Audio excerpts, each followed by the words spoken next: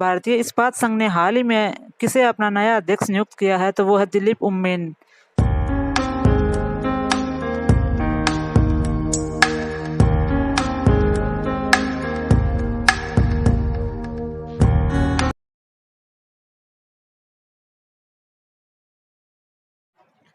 Hello friends, मैं Amita next vision के YouTube platform पर आपका हार्दिक अभिनंदन करती हूं। दोस्तों, आज हम 22 मई 2020 का करंट अफेयर डिस्कस करने वाले हैं।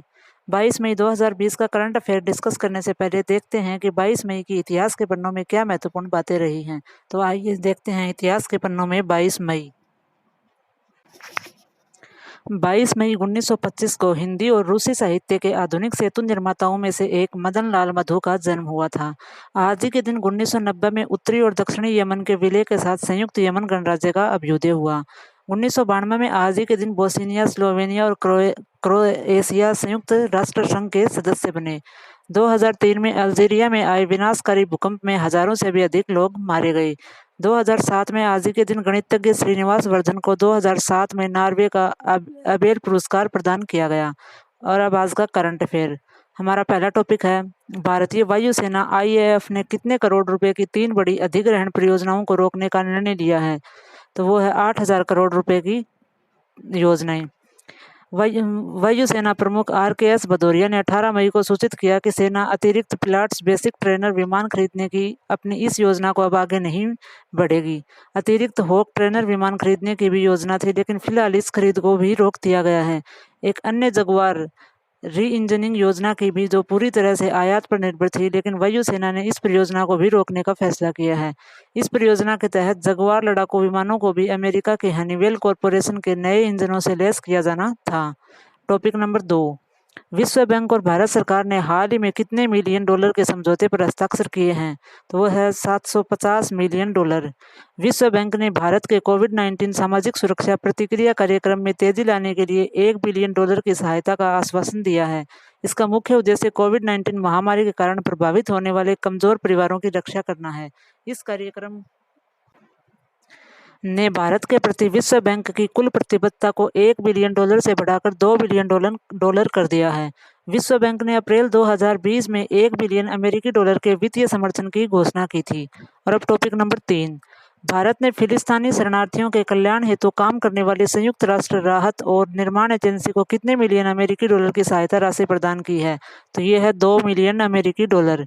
यह सहायता कोरोना वायरस की संकट की परिस्थिति के दौरान शिक्षा और स्वास्थ्य सहित संयुक्त राष्ट्र राहत और निर्माण एजेंसी के प्रमुख कार्यक्रमों और सेवाओं के लिए दी गई है। संयुक्त राष्ट्र राहत और निर्माण एजेंसी ने अपनी बुनियादी सेवाओं को संचालित करने के लिए भारत के समर्थन की सराहना की है।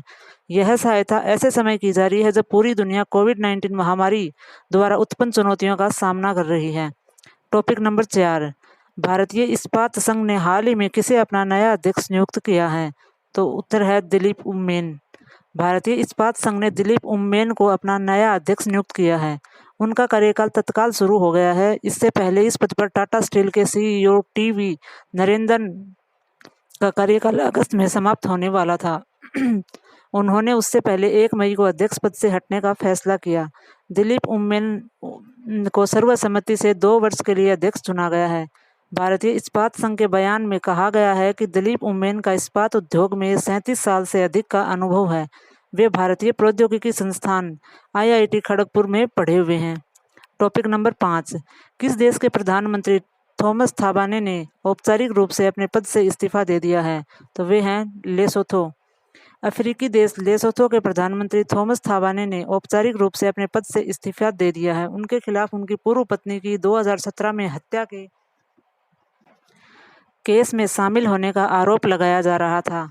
प्रधानमंत्री थॉमस थाबाने ने कहा कि उनके एक महान एक्शन के थिएटर में से रिटायर होने और पब्लिक ऑफिस से छुट्टी लेने का वक्त आ गया है। 80 साल के थाबाने काफ़ी वक्त से कह रहे थे कि वह रिटायर होने वाले हैं। उनकी जगह पर वित्त मंत्री माकेट्सी मोहोरो PM होंगे। टॉपिक नंबर 6, चीन की सरकार ने हाल ही में किस देश के निर्यात पर 80% का टैरिफ लगा दिया है, तो वो है ऑस्ट्रेलिया।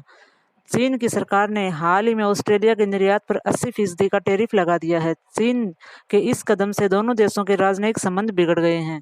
चीन की इस कार्रवाई से आशंका जन्म ले रही है कि इससे शुरू होने वाले वैश्विक ट्रेड वार में चीन कई और देशों को भी घसीट सकता है।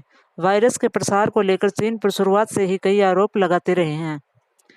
टॉपिक नंबर 7, कोविड-19 का टीका बनाने के लिए भारत बायोटेक और किस देश के फिलाडेल्फिया स्थित थॉमस जेफरसन विश्वविद्यालय के बीच समझौता हुआ है? तो वो है अमेरिका के साथ। टीका बनाने के लिए भारत बायोटेक और अमेरिका के फिलाडेल्फिया स्थित थॉमस जेफरसन विश्वविद्यालय के बीच समझौता हुआ है। इस टीके का विकास जेफरसन कंपनी ने किया है। भारत बायोटेक ने यह घोषणा की कि इस टीके को वर्तमान में निष्क्रिय हो चुके रेबीज के टीके का इस्तेमाल कर विकसित किया गया है। यह कोरोना वायरस प्रोटीन के वाहक के रूप में काम करेगा। टॉपिक नंबर 6, केंद्रीय मंत्रिमंडल ने आपातकालीन क्रेडिट लाइन गारंटी योजना के अंतर्गत कितने लाख करोड़ रुपए की अतिरिक्त राशि उपलब्ध कराने की मंजूरी दे दी है? तो वो है 3 लाख करोड़ रुपए। केंद्र सरकार ने आपातकालीन क्रेडिट लाइन गारंटी योजना के अंतर्गत 3 लाख करोड़ रुपए के अतिरिक्त राशि उपलब्ध कराने की मंजूरी दे दी है। इससे सूक्ष्म, लघु और मध्यम उद्यमों के अंतर्गत आने वाले पात्र कर्जदारों को मुद्रा योजना के अंतर्गत और ऋण लेने के इच्छुक कर्जदारों को फायदा होगा। मंत्रिमंडल ने उधार देने वाली संस्था को राष्ट्रीय ऋण गारंटी ट्रस्टी कंपनी लिमिटेड की ओर से 100% ऋण गारंटी उपलब्ध कराने का फैसला किया है। और अब टॉपिक नंबर 9, भारत और किस देश ने हाल ही में 5 नए बंदरगाहों और नए प्रोटोकॉल मार्गों के संचालन के लिए एक समझौते पर हस्ताक्षर किए हैं? तो वो है बांग्लादेश ने। भारत और बांग्लादेश ने हाल ही में 5 नए बंदरगाहों और 2 नए प्रोटोकॉल मार्गों के संचालन के लिए एक समझौते पर हस्ताक्षर किए हैं। इससे द्विपक्षीय व्यापार को बढ़ाने में मदद मिलेगी, साथ ही इससे नए गंतव्यों और उनके समुद्र तटीय क्षेत्र के आर्थिक विकास को प्रोत्साहन मिलेगा।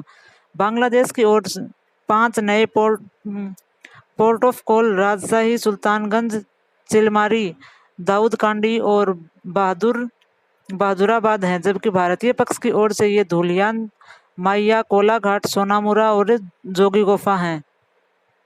टॉपिक नंबर 10, आतंकवाद विरोधी दिवस किस दिन मनाया जाता है? तो यह है 21 मई को। देश में 21 मई को आतंकवाद विरोधी दिवस मनाया जाता है। इस बार यह दिवस कोरोना वायरस महामारी के बीच मनाया जा रहा है। हर साल 21 मई को बनाए जाने वाले आतंकवाद विरोधी दिवस पर युवाओं सहित समाज के अन्य वर्गों को आतंकवाद विरोधी शपथ दिलाई जाती है। 21 मई 1991 को तमिलनाडु के श्री पेरम्बदूर में पूर्व प्रधानमंत्री राजीव गांधी की हत्या कर दी गई थी। उनकी हत्या के बाद ही 21 मई को आतंकवाद विरोधी दिवस के तौर पर मनाने का फैसला किया गया था। और अब आज की करंट अफेयर क्विज। भारतीय वायुसेना ने कितने करोड़ रुपए की 3 बड़ी अधिग्रहण परियोजनाओं को रोकने का निर्णय लिया है? तो यह है 8,000 करोड़ रुपए की योजना। क्वेश्चन नंबर 2, विश्व बैंक और भारत सरकार ने हाल ही में कितने बिलियन डॉलर के समझौते पर हस्ताक्षर किए हैं? तो उत्तर है 750 मिलियन डॉलर।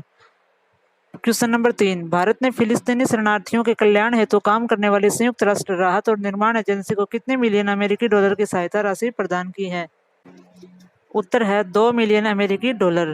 क्वेश्चन नंबर 4, भारतीय इस्पात संघ ने हाल ही में किसे अपना नया अध्यक्ष नियुक्त किया है? तो वो है दिलीप उम्मेन। क्वेश्चन नंबर 5, किस देश के प्रधानमंत्री थॉमस थाबाने ने औपचारिक रूप से अपने पद से इस्तीफा दे दिया है? तो वो है लेसोथो। क्वेश्चन नंबर 6, चीन की सरकार ने हाल ही में किस देश के निर्यात पर 80% का टैरिफ लगा दिया है? तो उत्तर है ऑस्ट्रेलिया। क्वेश्चन नंबर 7, कोविड-19 का टीका बनाने के लिए भारत बायोटेक और किस देश के फिलाडेल्फिया स्थित थॉमस जेफरसन विश्वविद्यालय के बीच समझौता हुआ है? तो यह है अमेरिका के साथ।